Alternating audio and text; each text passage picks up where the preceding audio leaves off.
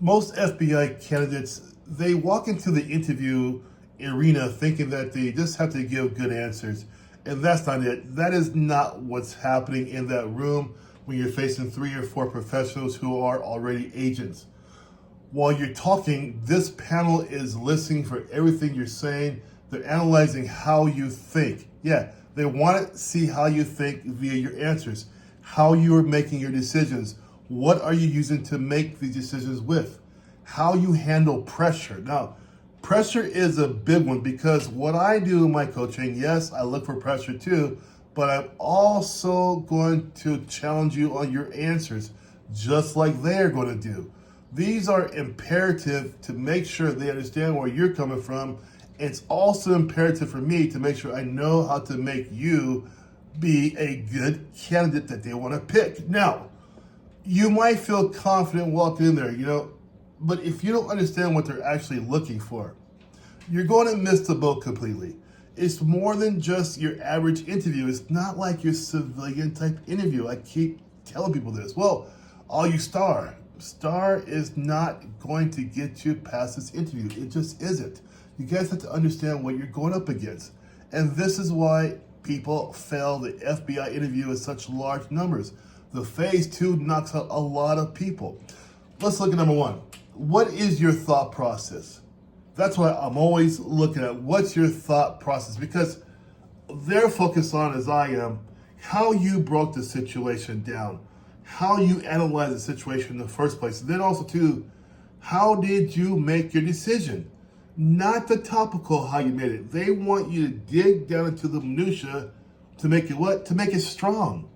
You have to have a strong answer that they understand is beyond the topical answer. It is a big deal with them because you have to be an analytical thinker in the processes.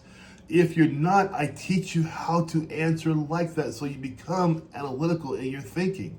Number 2, of course, is judgment under pressure. When they ask you a question, it automatically comes with pressure built into the question, right? They're looking for you, as I do too, if you stay composed to this pressure, or can they get you to unravel? Now, this interview panel is not a bunch of hardcore dudes, no. They're very approachable people, but they're also very professional, and they're watching everything you do in the whole process. Because remember, this is not a Zoom interview. This is an in-person interview. If your confidence drops while they're asking you questions, that's going to be a big issue. You cannot have that.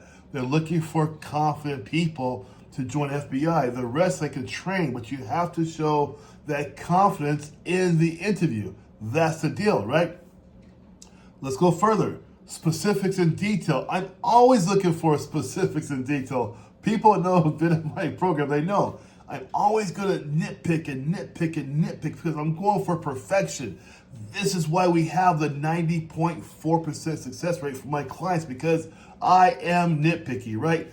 I don't want to hear vague answers. Don't give me that. Do not bring me vague answers. Oh, I handled the situation professionally. What does that mean? That doesn't mean anything at all. But half you guys right now watching this probably think, hey, that's a good answer. I handled the situation professionally. That doesn't tell me anything at all. No detail. How did you do that? When did you do that? Why did you do that?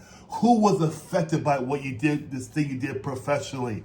Those are all questions and answers that are going to come at you. They want to know the detail. Do not give it that civilian type, I handled the situation professionally. I hear that stuff day in and day out. Do not bring it to the table. Number 4, and don't worry, we always work this out, but the inconsistencies in your story. Listen, guys, they're trained investigators. This is why my clients know. You guys already know. We go through the answers from you 2, 3, 4 times for one answer to get it right, to make sure it makes sense, to cover all the bases, to get beyond the topical, to make sure you stand strong in your answer. You have to be ready to stand strong in your answers. You got to show that confidence that you know what you're talking about. This is critical important. You have to be the person that doesn't put in gaps in your explanation, no contradictions, and no weak explanations. We cannot have that. This panel are already trained to catch stuff like that, right? Perfection, no, but you have to be better than the average Joe who you're going against. That's the deal, okay? Another one too, ownership and accountability. In today's world, we see leaders out there, we see leaders in the churches and politics, whatever. They do not want to claim responsibility. Not all, but many. In the FBI, you have to claim responsibility for your behavior. If your answer sounds like we did this and we did that and we here and we there and we that, you sound like that we game. Stop with the we's. We want to know what you did. I'm asking you, you guys already know this. I'm asking you many times in my coaching program, yet stop. What did you do? I have to come at you like that because I gotta get you ready for your main battle, which isn't with me, it's with them who can stop your whole career. This is critical, guys. You have to get into what you did, what you decided, and then we go from there. Yes, there is, of course, the understanding there's a we element there, but I'm asking you, like they're gonna ask you, what did you do in this situation? What did you do? That's what we want to know. Number 6, control and structure. This is a biggie, right?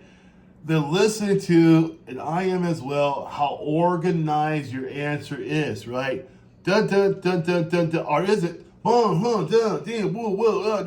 everywhere, right?